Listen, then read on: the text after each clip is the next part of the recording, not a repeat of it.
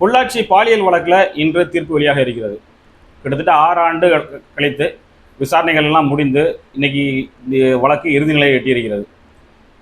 Local போலீஸில் land ஆர்டரில் ஆரம்பித்து அப்புறம் கிரிமினல் டிவிஷனுக்கு மாற்றப்பட்டு அப்புறம் சிபிஐக்கு போய் இந்த வழக்கின் விசாரணைகள் முழுமையாக நடத்தப்பட்டு இன்னைக்கு வரைக்கும் அந்த வழக்கில் சிக்கியிருக்கக்கூடிய 9 குற்றவாளிகளுக்கும் கிட்டத்தட்ட 5 பேர் 2019 கைது செய்யப்பட்டிருக்காங்க, 4 பேர் 2021 கைது செய்யப்பட்டிருக்காங்க. யாருக்குமே இன்னைக்கு வரைக்கும் பிணை வழங்கப்படவில்லை. உயர்நீதிமன்றம் வரைக்கும் போயும் 2021 உயர்நீதிமன்றத்தில் இந்த வழக்கை 6 மாதத்துக்குள்ள முடிக்கணும், டே டு டே ட்ரையல் நடத்தி 6 மாதத்துக்குள்ள முடிக்கணும்னு சொல்லி ஒரு தீர்ப்பு வழங்கியிருக்காங்க. ஆனால் பெயில் கொடுக்கல.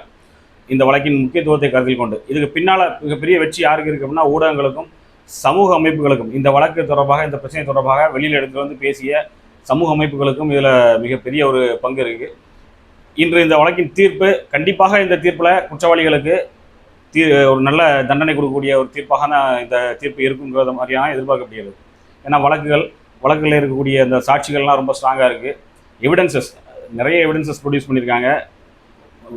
மனிதர்கள் சாட்சியை தவிர்த்து இதில் நிறைய டாக்குமெண்ட்ரி எவிடன்ஸு, எலக்ட்ரானிக் எவிடன்ஸ்லாம் வேறு ப்ரொடியூஸ் பண்ணியிருக்காங்க. அதனால் இந்த வழக்கு கிட்டத்தட்ட ஒரு சில வாரங்களுக்கு முன்பாக இந்த வழக்கின் தீர்ப்பினால் அறிவிக்கப்பட்ட பின்பு இதனுடைய நீதிபதி மாற்றப்பட்டு விட்டார்ன்ற மாதிரிலாம் சர்ச்சைகள்லாம் கிளம்புச்சு. ஆனால் இன்றைக்கி அது எல்லாத்தையும் கடந்து இந்த தீர்ப்பு இன்றைக்கி இறுதியாக இருக்கிறது.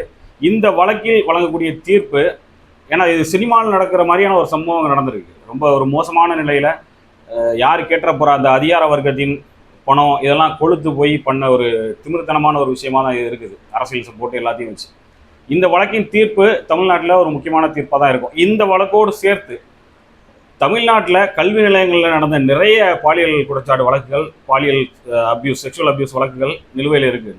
அதில் நிறைய வழக்கே பதிவு பண்ணாமல் இருக்குது. வழக்கு பதிவு பண்ணப்பட்ட வழக்குகளும் இன்றைக்கி நிறைய பெண்டிங்கில் இருக்குது.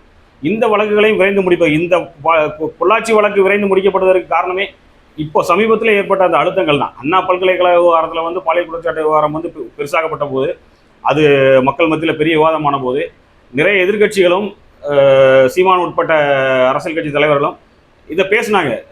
இப்போ பொள்ளாச்சி வழக்கு என்னாச்சு, இப்போ வரைக்கும் அதுக்கு தீர்ப்பு வரல அப்படின்னு. குறிப்பாக சீமான் அவர்கள் மீது அந்த ஒரு நடிகை கொடுத்த பாலியல் குற்றச்சாட்டு விவகாரம் ரொம்ப சீரியஸாக வரும்போதுனா பொள்ளாச்சி வழக்கு என்னாச்சு அப்படிங்கிறத அவருக்கு ஒவ்வொரு பேட்டிலையும் கேட்டுகிட்டே இருந்தார். தொடர்ச்சியாக இந்த பொள்ளாச்சி வழக்கு வந்து இத்தனை ஆண்டுகள் கழித்து இப்போ இந்த அண்ணா பல்கலைக்கழக விவகாரத்திலும் சீமான் விவகாரத்திலும் பேசப்பட்ட போது இந்த வழக்குக்கு மறுபடியும் முக்கியத்துவம் கொடுக்க ஒரு சூழ்நிலை தமிழக அரசு ஏற்பட்டுருது. ஒரு மாதிரியாக முடிஞ்சு இந்த வழக்கில் தீர்ப்பு வருது. இதே மாதிரி எல்லா கல்வி நிலையங்கள்லையும், பள்ளி கல்வியானாலும் சரி, உயர்கல்வி நிறுவனங்களானாலும் சரி, இங்கே நடந்த பாலியல் குற்றச்சாட்டுகளில் வழக்கு பதிவு செய்யப்பட்ட சம்பவங்கள் நிறைய இருக்குது. அந்த வழக்குகளும் விரைந்து முடிக்கப்படும். எல்லாமே வந்து மகளிர் நீதிமன்றங்களில், மகிழா நீதிமன்றங்களில் விசாரணையில் நிலுவையில் இருக்குது. கொஞ்சம் தொய்வாக போய்கிட்டு இருக்கு. இன்னைக்கு நெல்லை பல்கலைக்கழகத்தில் உள்ள இந்த பாலியல் குற்றச்சாட்டு விவகாரம்னா 2015 நடந்த சம்பவம் 2025 ஆயிடுச்சு. 10 ஆண்டுகளாயும் இன்னும் அது முடிக்கப்படாமல் இருக்குது. நீதிமன்றங்களில் இப்போ எவ்வளோதான் ஃபைட் பண்ணாலும் அந்த வழக்குகளை அந்த தொய்வு நிலை இதெல்லாமே போய்கிட்டு தான் இருக்குது. உயர்நீதிமன்றம் வரைக்கும் போனாலும் அந்த வழக்கு விசாரணை அப்படி, ஏன்னா அதில் நிறைய இன்ஃப்ளூயன்ஸு, போலீஸ் கோஆப்ரேஷன் இல்லாதது, அந்த குற்றம் சாட்டப்பட்ட நபருடைய செல்வாக்கு, இதெல்லாம் வந்து உள்ளே போய் அந்த வழக்குகள் இன்னும் பின்னடைவாக தான் இருக்குது.